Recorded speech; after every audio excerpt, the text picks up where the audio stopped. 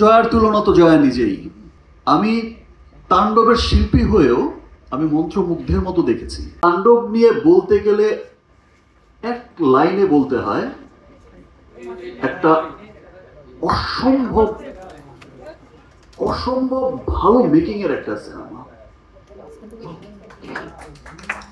আমার মনে হয়েছে, আমি রাফিকে বলেছিও, রাফি তোর লাইফের বেস্ট সিনেমা এটা।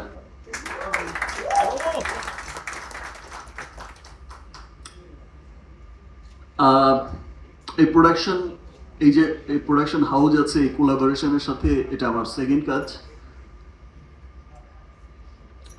রাফির সাথেও আমার এটা সেকেন্ড কাজ।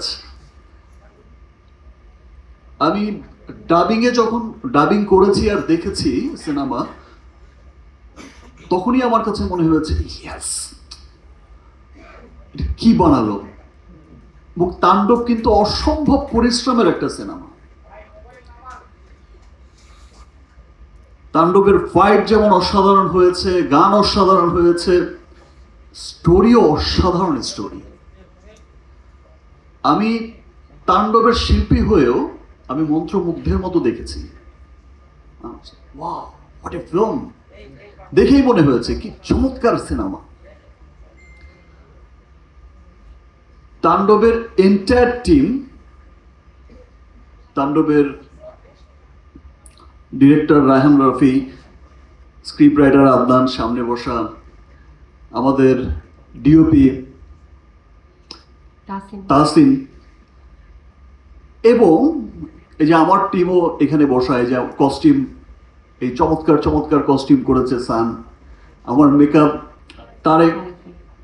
তো এন্টায়ার টিম তাণ্ডবের এত পরিশ্রম করে কাজ করেছে এবং মন দিয়ে কাজ করেছে। এবং তাণ্ডবে